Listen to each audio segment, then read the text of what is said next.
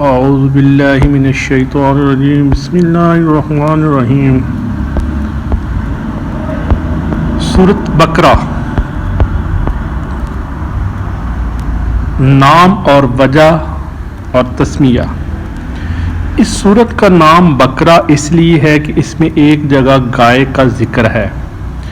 قرآن مجید کی ہر سورت میں اس قدر وسیع مضامین بیان ہوئے ہیں کہ ان کے لیے مضمون کے لحاظ سے جامع عنوانات تجویز نہیں کیے جا سکتے۔ عربی زبان اگرچہ اپنی لغت کے اعتبار سے نہایت مالدار ہے، مگر بہرحال ہے تو انسانی زبان ہی۔ انسان جو زبانیں بھی بولتا ہے وہ اس قدر تنگ اور محدود ہیں کہ وہ ایسے الفاظ یا فکرے فراہم نہیں کر سکتی جو ان وسیع مضامین کے لیے جامع عنوان بن سکتے ہیں۔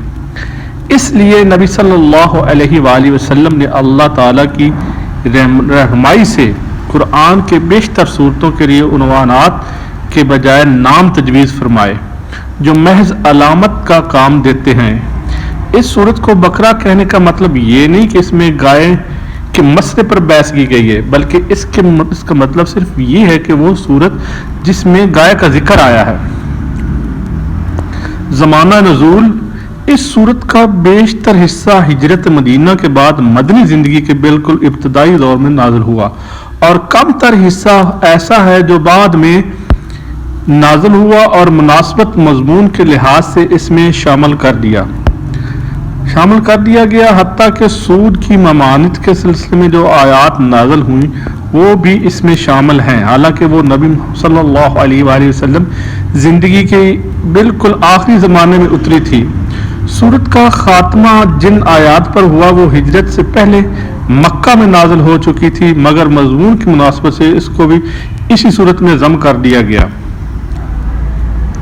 شان نزول۔ اس صورت کو سمجھنے کے لیے پہلے اس کا تاریخی پس منظر اچھی طرح سمجھ لینا چاہیے۔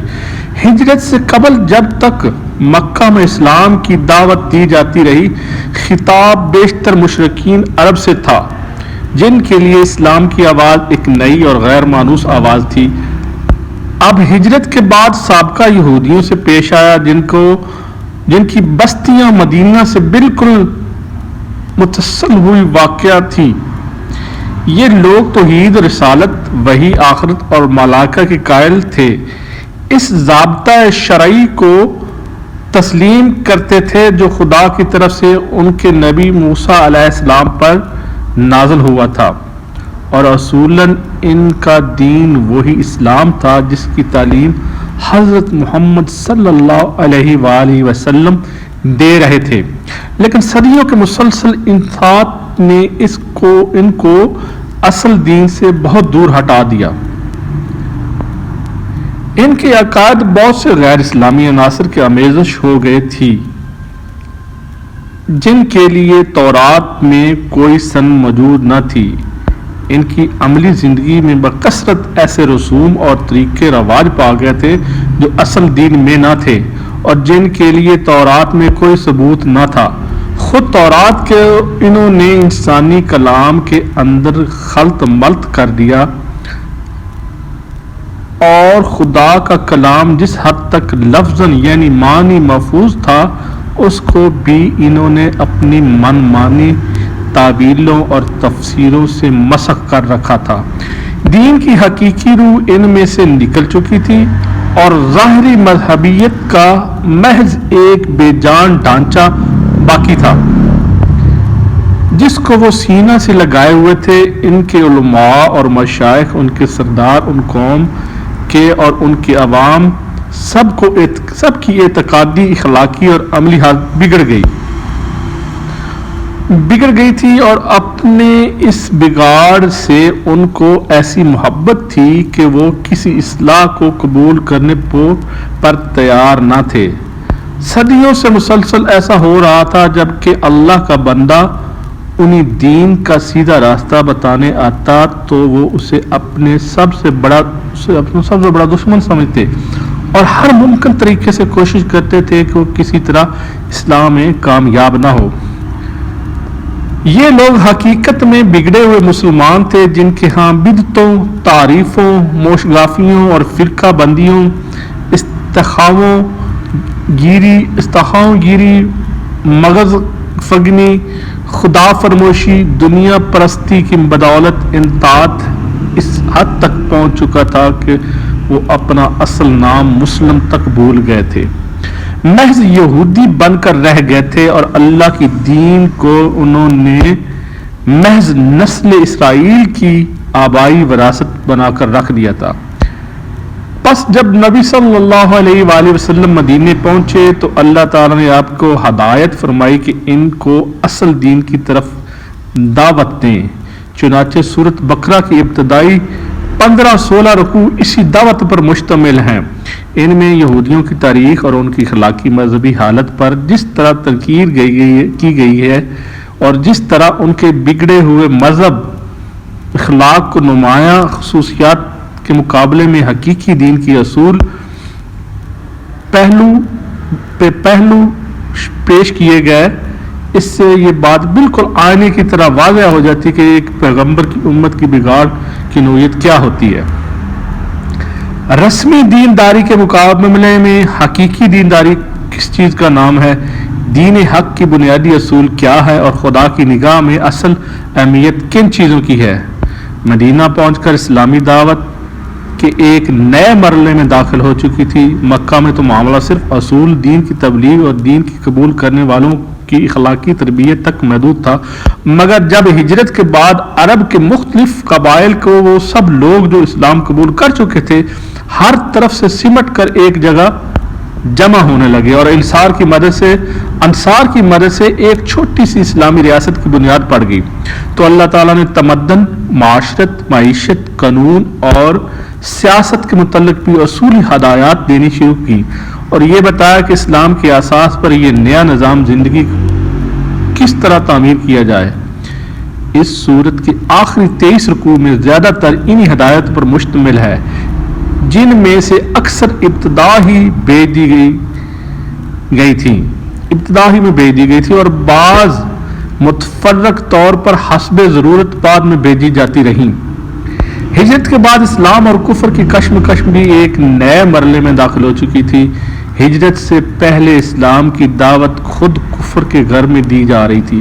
اور متفرق قبائل میں سے جو لوگ اسلام قبول کرتے تھے وہ اپنی جگہ رہ کر ہی دین کی تبلیغ کرتے اور جواب میں مصائب اور مظالم کے تختہ مشق بنتے تھے، مگر ہجرت کے بعد جب منتشر مسلمان مدینہ میں جمع کر کے ایک جتھا بن گئے تو انہوں نے ایک چھوٹی سی آزاد ریاست قائم کر لی تھی، تو صورت حال یہ ہو گئی کہ ایک طرف ایک چھوٹی سی بستی اور دوسری طرف تمام عرب اس کی استحصال کر دینے پر تلا ہوا تھا۔ اب اس مٹھی بھر جماعت کی کامیابی ہی نہیں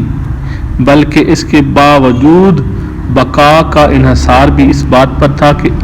اولاً پورے جوش و خروش کے ساتھ اپنے مسلک کی تبلیغ کر کے زیادہ سے زیادہ لوگوں کو اپنا ہم عقیدہ بنانے کی کوشش کرے، ثانیاً وہ مخالفین کا برسر باطل ہونا اس طرح ثابت و ممبرن کر دے کہ کسی ذی عقل انسان کو اس میں شبہ نہ رہے، ثالثاً بے خان و مال ہونے اور تمام ملک کی عداوت و مزاحمت سے دوچار ہونے کی بنا پر فکر و فاقہ اور ہمت وقت بے امنی و بے اطمینانی کی جو حالت ان پر طاری ہو گئی تھی اور جن خطرات میں وہ چاروں طرف سے گر گئے تھے، ان میں وہ ہراساں نہ ہو بلکہ پورے صبر و ثبات کے ساتھ ان حالات کا مقابلہ کریں اور اپنے عزم میں ذرا تزلزل نہ آنے دے۔ وہ پوری دلیری کے ساتھ ہر اس مسلح مزاحمت کو مسلح مقابلہ کرنے کے لیے تیار ہو جائیں جو ان کی دعوت کا ناکام کرنے کے لیے کسی طاقت کی طرف سے کی جائے، اور اس بات کا ذرا پرواہ نہ کریں کہ مخالفین کی تعداد اور ان کی مادی طاقت کتنی زیادہ ہے۔ خامساً ان میں اتنی ہمت پیدا کی جائے اگر عرب کے لوگ اس نئے نظام کو جو اسلام قائم کرنا چاہتا ہے فمائش سے قبول نہ کریں تو انہیں جہلیت کے فاسد نظام زندگی کے بزور مٹا دینے میں تعمل نہ ہو۔ اللہ تعالیٰ نے اس صورت میں ان 5 امور کے متعلق ابتدائی ہدایت دی ہیں۔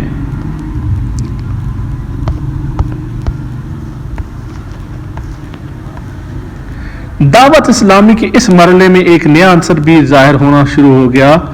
ہو گیا تھا کہ یہ منافقین کا عنصر تھا۔ اگرچہ نفاق کے ابتدائی آثار مکہ کے آخری زمانے میں نمایاں ہونے لگے تھے، مگر وہاں صرف اس قسم کے منافق پائے جاتے تھے جو اسلام کے برحق ہونے کے متعارف تھے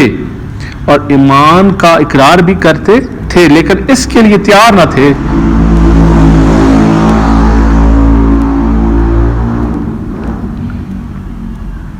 اس حق کی خاطر اپنے مفاد کی قربانی اور اپنی دنیاوی تعلقات کا انقطاع اور ان مصائب و شوائد کو بھی برداشت کر لیا جو اس مسلک کے حق قبول کرنے کے ساتھ ہی نازل ہونے شروع ہو جاتے تھے۔ مدینہ پہنچ کر اس قسم کے منافقین کے علاوہ چند اور قسم کے منافقین بھی اسلامی جماعت میں پائے جانے لگے۔ ایک قسم کے منافق وہ تھے جو قطعاً اسلام کے منکر تھے اور محض فتنہ برپا کرنے کے لیے جماعت مسلمین میں داخل ہو جاتے تھے۔ دوسری قسم کے منافق وہ تھے جو اسلامی جماعت کا دائرہ اقتدار میں گھر جانے کی وجہ سے اپنا مفاد اسی میں دیکھتے تھے کہ ایک طرف مسلمانوں میں اپنا شمار کرائیں اور دوسری طرف مخالفین اسلام سے بھی ربط رکھیں تاکہ دونوں طرف کے فوائد سے ممتع ہوں اور دونوں طرف کے خطرات سے محفوظ رہیں۔ تیسری قسم ان لوگوں کی تھی جو اسلام اور جاہلیت کے درمیان متردد تھے۔ انہیں اسلام کے برحق ہونے پر کامل اطمینان نہ تھا، مگر چونکہ ان کے قبیلے یا خاندان کے بیشتر لوگ مسلمان ہو چکے تھے اس لیے یہ بھی مسلمان ہو گئے تھے۔ چوتھی قسم میں وہ لوگ شامل تھے جو امر حق ہونے کی حیثیت سے تو اسلام کے قائل ہو چکے تھے، مگر جاہلیت کے طریقے اور عبام اور رسمیں چھوڑنے اور اخلاقی پابندیاں قبول کرنے اور فرائض اور ذمہ داریوں کا بار اٹھانے سے ان کا نفس انکار کرتا تھا۔ سورۃ بقرہ کے نزول کے وقت اس مختلف اقسام کے منافقین کے ظہور کی محض ابتدا تھی، اس لیے اللہ تعالیٰ نے ان کی طرف سے صرف اجمالی شرائط فرمائے۔ بعد میں جتنی ان کی صفات اور اوقات نمایاں ہوتی گئی، اس قدر تفصیل کے ساتھ بعد کی صورتوں میں ہر قسم کے منافقین کے متعلق ان کی نوعیت کے لحاظ سے الگ الگ ہدایت بھیجی۔ الف لام میم ذالک الکتاب لا ریب فیہ ھدی للمتقین، اس کتاب کی اللہ کی کتاب ہونے میں کوئی شک نہیں، پرہیزگاروں کو راہ دکھانے والی ہے۔ الذین یؤمنون بالغیب ویقیمون الصلاۃ ومما رزقناہم ینفقون، جو لوگ غیب پر ایمان لاتے ہیں اور نماز کو قائم رکھتے ہیں، ہمارے دیے ہوئے مال سے خرچ کرتے ہیں۔